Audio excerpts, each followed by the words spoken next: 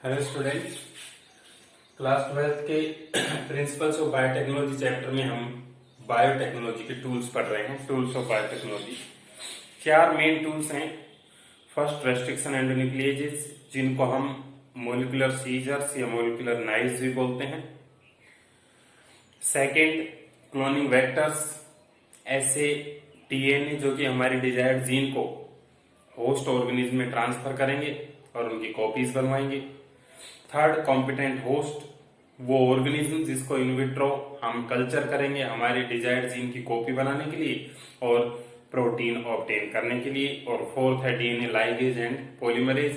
DNA polymerase उस desired gene की copy बनाने में हेल्प करेगा और लाइगेज 2 डीएनए फ्रेगमेंट्स को आपस में जोड़ने में हेल्प करेगा। ठीक है, तो 4 मेन टूल्स हैं। उनमें से मैंने कल आपको रेस्ट्रिक्शन एंडोन्यूक्लिएज एंजाइम्स की नेमिंग के रूल्स बताए थे, उनमें कुछ एग्जांपल्स आपको लिखने थे रूल्स के साथ। उसके बाद एक एक टर्म आप समझ लीजिए। न्यूक्लिएजेज, एज जिसके आगे लगा हुआ है वो एंजाइम होता है, वो उसको डिग्रेड करने वाला एंजाइम होता है। डीएनए और आरएनए को हम न्यूक्लिक एसिड बोलते हैं।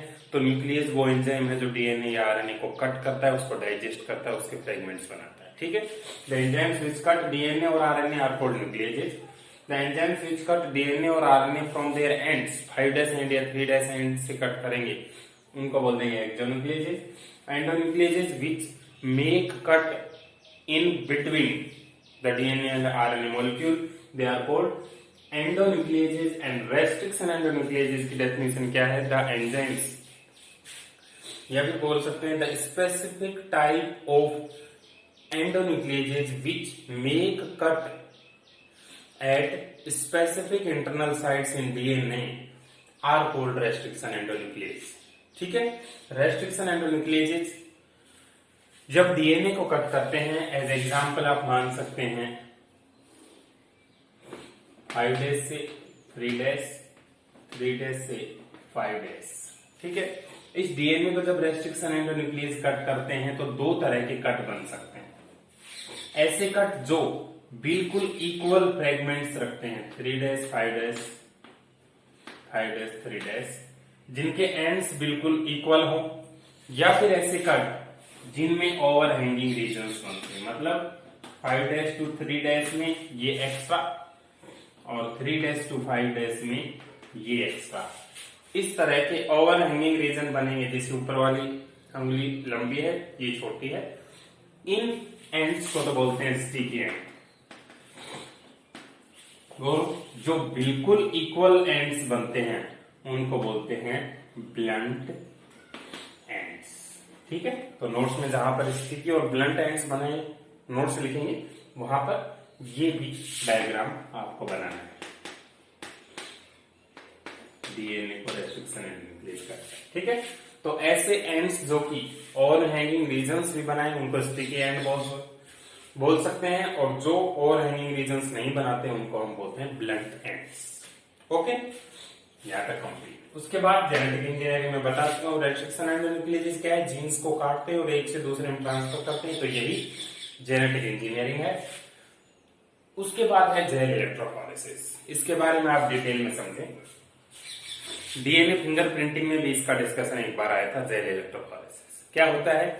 Gel electrophoresis is a technique by which DNA fragments are separated on the basis of their size। ठीक है, वहां पर भी हमने यही पढ़ा था। डीएनए फ्रेगमेंट्स को साइज के बेसिस पर सेपरेट करने की जरूरत क्यों पड़ती है? क्योंकि अगर हम डिजायर्ड जीन ऑब्टेन कर रहे हैं, मैं एग्जांपल फिर से पैनक्रियाज का देता हूं, जहां पर इंसुलिन को कोड करने वाली जीन इनएक्टिवेट हो गई थी, तो हमने इंसुलिन इकोलाई बैक्टीरिया में डालकर बनाया था। उस जीन को इकोलाई में डाला और वहां से इंसुलिन का प्रोडक्शन किया।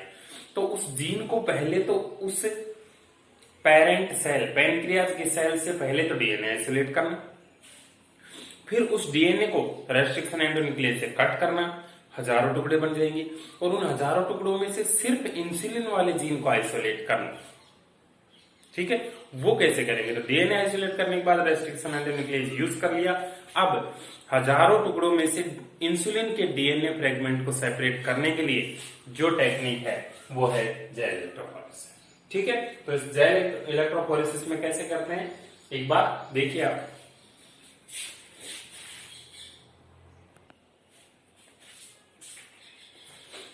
तो इसमें क्या करेंगे, सबसे पहले जो डीएनए हमने लिया, मान लीजिए ये पैनक्रियाज की बीटा सेल्स का डीएनए है जिसमें इंसुलिन की कोई जीन प्रेजेंट है। उस डीएनए को टेस्ट ट्यूब में लेंगे और रेस्ट्रिक्शन एंडोन्यूक्लियस एंजाइम डालेंगे तो इस डीएनए के फ्रेगमेंट्स बना देगा। बहुत सारे फ्रेगमेंट्स में से कोई एक जीन होगा जो इंसुलिन का होगा, तो उसको हम सेपरेट करेंगे साइज के बेसिस पर। Agarose gel electrophoresis. Gel electrophoresis का मतलब है कि एक ऐसा जेल बनाएंगे, ये ग्लास की एक प्लेट है जिसमें एगरोज पाउडर हम रेड एल्गी की सेल वॉल से ऑब्टेन करते हैं, उसको वाटर में मिक्स करते हैं पाउडर को, और हनी लाइक जब सेमी सॉलिड जेल बन जाता है तो उसको इसमें डाल देते हैं गरम को, फिर वो सेटल हो जाता है और बीच में ये पोर छोड़ देते हैं कॉम्ब लगाकर। ठीक है, जब इस डीएनए को इसमें लोड करेंगे तो वो डीएनए अपने फ्रेगमेंट के हिसाब से सेपरेट हो जाएगा। लास्ट में हमने पॉजिटिव इलेक्ट्रोड लगा रखा है जो कि उन डीएनए को अपनी तरफ अट्रैक्ट करेगा, क्योंकि डीएनए एक नेगेटिवली चार्ज मॉलिक्यूल है। ठीक है, तो अब डीएनए का ये जो बैंड पैटर्न आया, तो इनमें से मान लीजिए ये इंसुलिन का जीन है जो हमें चाहिए, तो इस इंसुलिन के जीन को इस जेल प्लेट से बाहर निकालने के प्रोसेस को बोलते हैं evolution. The process of taking out of desired gene from gel plate is called evolution. ठीक है, इल्यूशन से हमने वो जीन बाहर ले ली।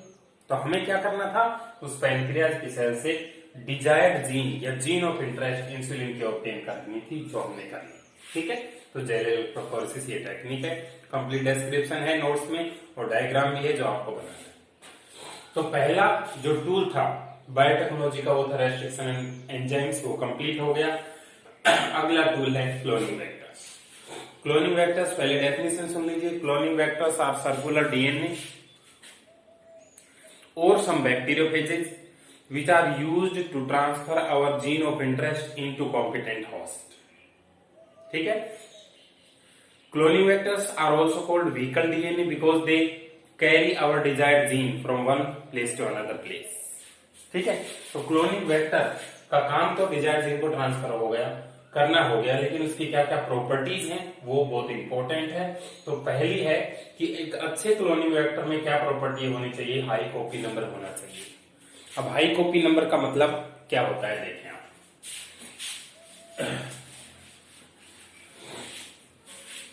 हाई कॉपी नंबर का मतलब ये है कि हमने कोई जीन, मान लीजिए ये एक प्लाज्मिड है, इसमें हमने अपनी डिजायर्ड जीन इंसर्ट करवा दी, ये तो प्लाज्मिड तो बैक्टीरिया का और ये इंसुलिन की हमारी डिजायर्ड जीन, तो इस जीन को मिलाकर इसको बोलेंगे आर डीएनए। ठीक है, आर डीएनए या काइमेरिक डीएनए, क्योंकि इसमें एक से ज्यादा ऑर्गेनिजम्स का जीन प्रेजेंट है।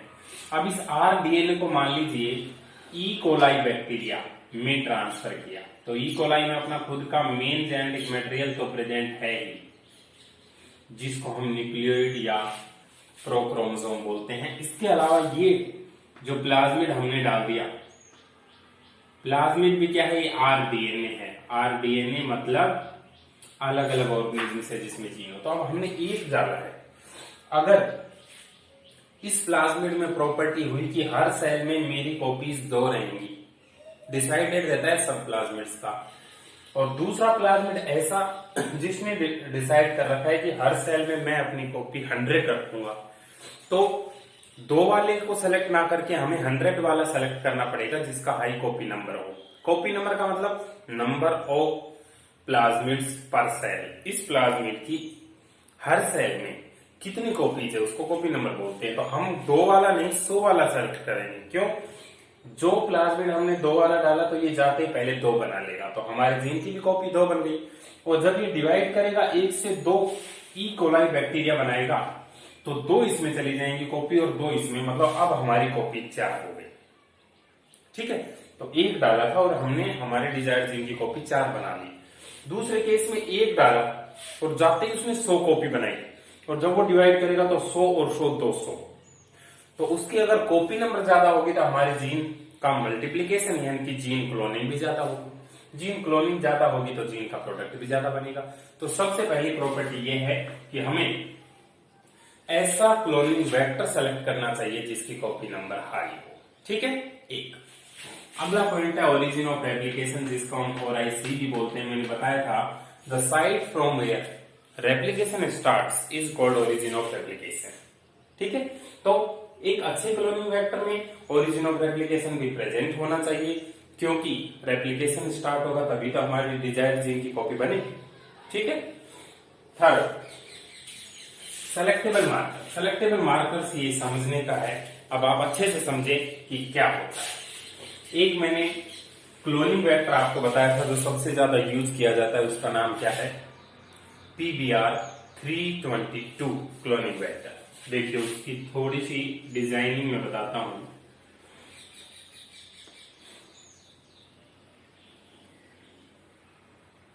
सेलेक्टेबल मार्कर्स का क्या रोल होता है?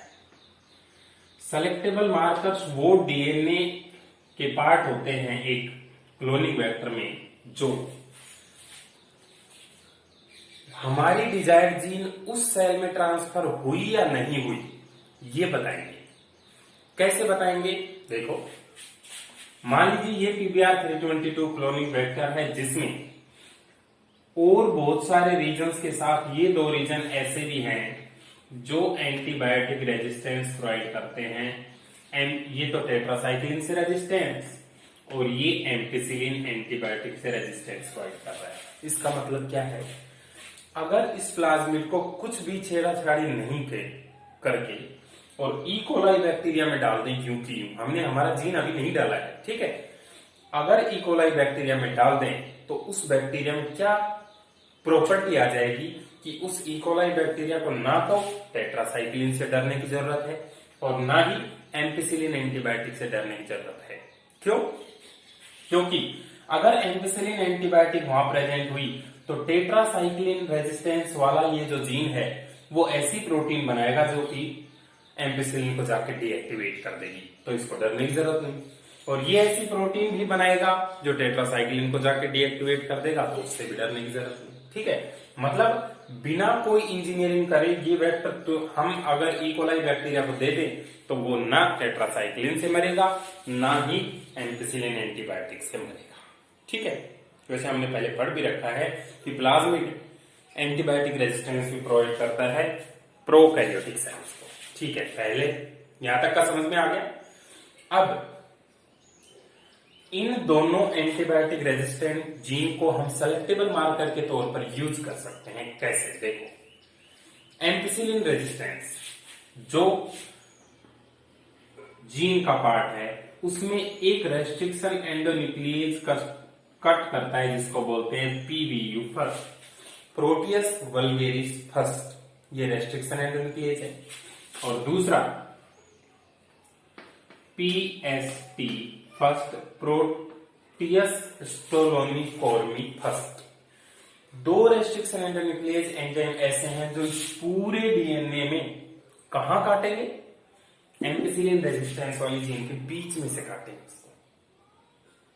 ठीक है, और इस पूरे DNA में BAMH1 और SAL1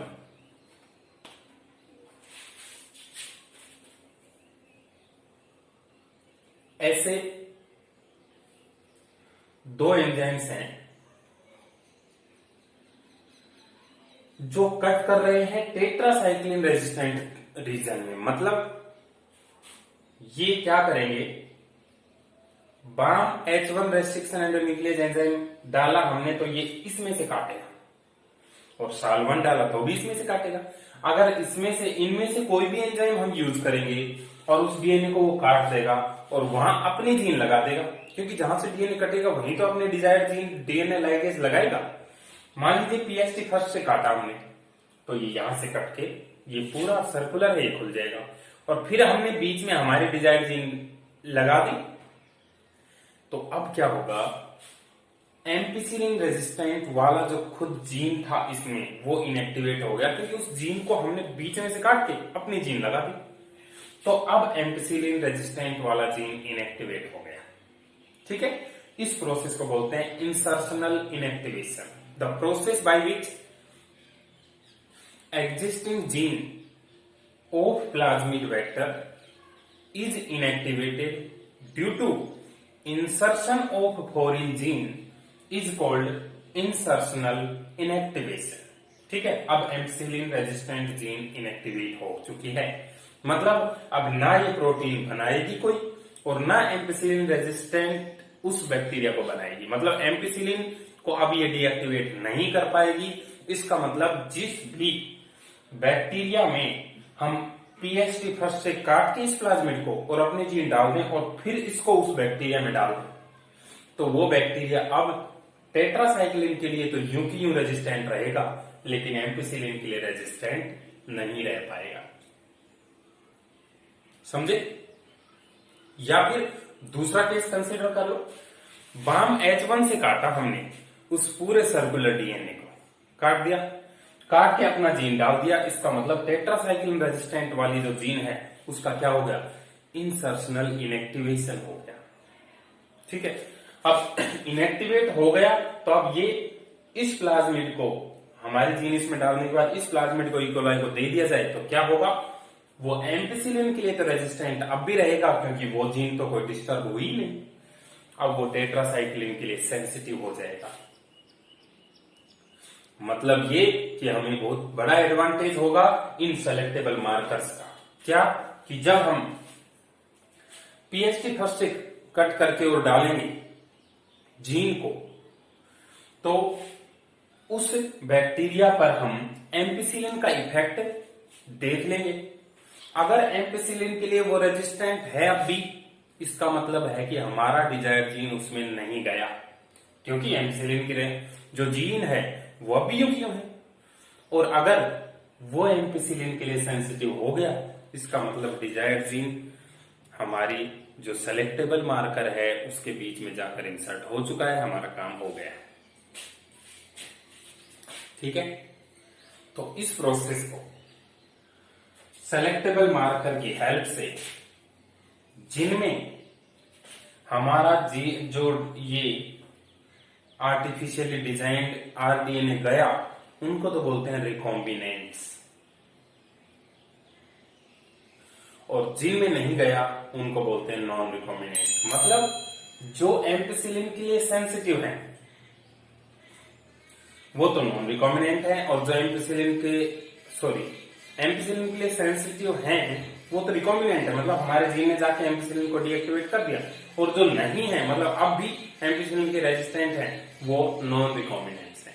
इसी तरह टेट्रासाइक्लिन। ठीक है, तो what is role of selectable markers? Selectable markers help to select recombinants and non-recombinants after the process of transformation. Transformation मतलब the process of transfer of rDNA into host cell, जैसे E coli इस rDNA की designing करके उसमें transfer करने के process को transformation बोलते हैं। अगर उसमें गया और एम्पिसिलिन के लिए सेंसिटिव हो गया, इसका मतलब हमारा जीन उसमें इंसर्ट हो चुका, और सेंसिटिव नहीं हुआ अब भी रेजिस्टेंट है तो हमारा जीन उसमें इंसर्ट नहीं हुआ। समझे? 2-3 बार देखना पड़ेगा इसको रिवाइंड कर करके, तब आपको समझ में आ जाएगा। नोट्स बनाकर फिर से देखेंगे तो 100%। रिकॉग्निशन और क्लोनिंग साइट सबसे मेन ये है कि जो रेस्ट्रिक्शन एंडोन्यूक्लियेजेस इस डीएनए में कहीं भी काटे हैं, उनकी काटने की साइट सेलेक्टेबल मार्कर में कहीं ना कहीं होनी चाहिए। अगर कहीं और काटा तो हम कैसे सेलेक्ट करेंगे कि ये ट्रांसफॉर्मेंट है या नॉन ट्रांसफॉर्मेंट है? नहीं कर पाएंगे ना। इसका मतलब जो भी रेस्ट्रिक्शन एंडोन्यूक्लियेज एंजाइम है उनकी कटिंग साइट वहां होनी चाहिए जहां पर सेलेक्टेबल मार्कर की जीन्स प्रेजेंट हैं। ठीक है, तो ये 4 प्रॉपर्टीज क्लोनिंग वेक्टर्स की हैं। Vectors for plants and animals heading डालकर 2 वेक्टर्स बताए हुए हैं कि प्लांट्स में ये और एनिमल में ये वेक्टर यूज किया जाता है। ठीक है, तो एक बार इसको देखकर समझने की कोशिश करें आप।